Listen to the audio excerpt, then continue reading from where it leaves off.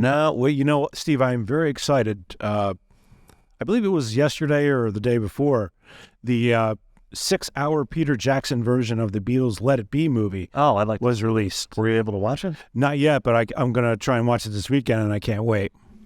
And this is, he took all, I guess, the raw footage from the Let It Be documentary that came out in, I guess, 1970. I believe I read it was like 60 hours of footage that he had. 60 hours of footage. And the original documentary was notorious for showing the band at their lowest point as far as communicating with each other, getting along. There was a lot of infighting. Right. I think at one point George quits.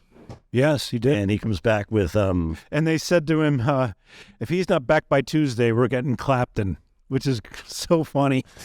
I mean, how replaceable they thought him to be. Yeah, it's kind of ridiculous. I think, yeah, Clapton can play the right notes, but he's an autistic kind of a player. He has no soul. He has no feeling. And Harrison is a better guitarist, in my opinion. He's a better songwriter. And a better songwriter. What song is better written than something? Right, exactly. I mean, it's at the top of the Beatles catalog. Right, right. You know? But yeah, I'm really looking forward to that.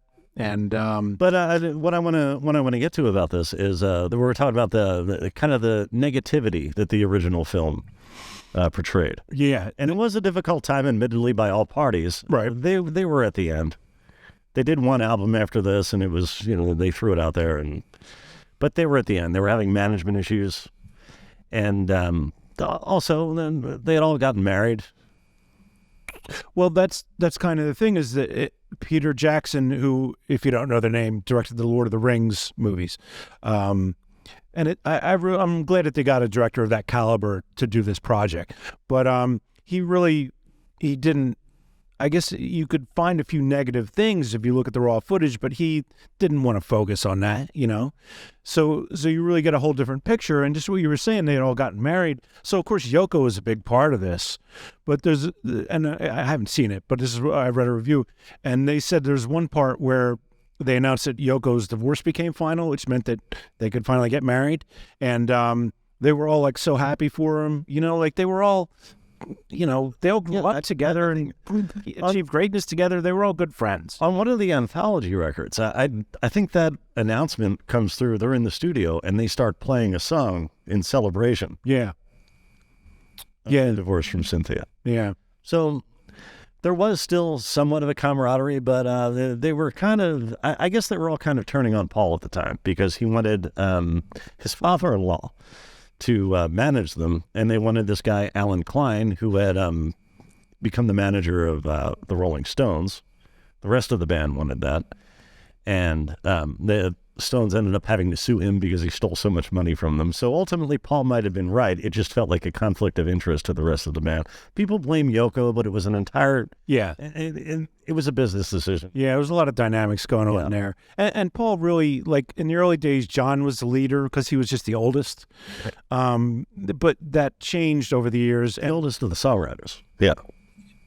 Well, yeah, Ringo was older. You're right. But yeah, John was the leader in the beginning. And then, like, he just didn't want to do it anymore. And Paul was the one really driving. He was the one to call them all up and be like, hey, man, we got a studio booked tomorrow. Like, make sure you're there. Like, he was the one kind of driving those later albums forward. And so it built up some animosity, but Paul wasn't in the wrong. He was just trying to get some work done, right, you know? Right. And thank God he did, or we wouldn't have those last few albums, which are the best, probably. And speaking of a thank God he did or thank God they did sort of thing, one of the things that Peter Jackson mentions in one of the articles I read was that the Beatles wanted to do their own film adaptation of Lord of the Rings. Oh, really? I never heard this. And he was glad they didn't.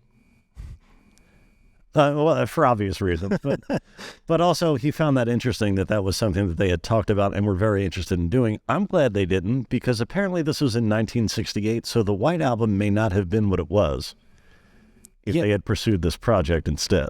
Wouldn't you have figured if there was a British super band wanting to remake Lord of the Rings, it would have been Led Zeppelin? Sure. So all their songs are about a lot of them, yeah. The ones that they didn't steal from black guys were about Lord of the Rings. So the songs were about sex and Lord of the Rings. Two things that are very rarely in the same company.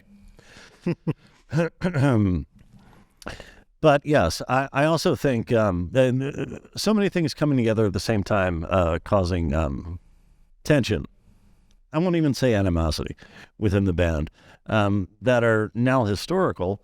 There was, I guess, they did Let It Be first, and then they recorded Abbey Road. There was an interview that came to light a few years ago that it was after they recorded Abbey Road, apparently, and they were talking about their next album. Now, history doesn't remember that, but history doesn't remember it that way. They recorded Abbey Road, they put it out, they put out Let It Be, and then they were done. Right. McCartney 1 came out, and everything was done. Right. There's audio of them talking about their next album. So that kind of changed history in a sense, that what we all thought we knew was not entirely the case. Yeah. And of course, in that interview, Paul says that he didn't really think much of George's songwriting until the last album. Wait, what was that? Paul didn't think very much of George's songwriting until the last album. Until he wrote Something, which we talked about. Right. But still, I mean, he had been killing it. Yeah. Before. There's so many great songs. So I would like to see that too. I'm not sure I have access, but I would definitely like to. It's, well, I mean, they'd planned a theatrical release until it got to be 6 hours, and then obviously that's not practical. So it's on Disney Plus. So I don't know if you get that. I will have to pirate it from my 11-year-old daughter who has it. But yeah, I'm hoping to see that this weekend. Is your daughter a Beatles fan? I know she's in. Oh yeah, she's a huge Beatles fan. Only because that's what I would always play. Right. You know, it didn't seem appropriate to play like Rage Against the Machine for like a 5-year-old. But the Beatles seemed safe enough, so I would always just play Beatles music in the car. Or what was the other one we were a big fan of? Warren Zevon. Oh yeah. which I had to turn. I had to mute at certain points. Sure. Sure. There are certain songs you don't want to. Yeah. But yeah, she's a huge Beatles fan. So maybe, that's cool. Maybe I'll get to see it with her. I don't know. That'd be nice. And because of that, rock and roll will never die.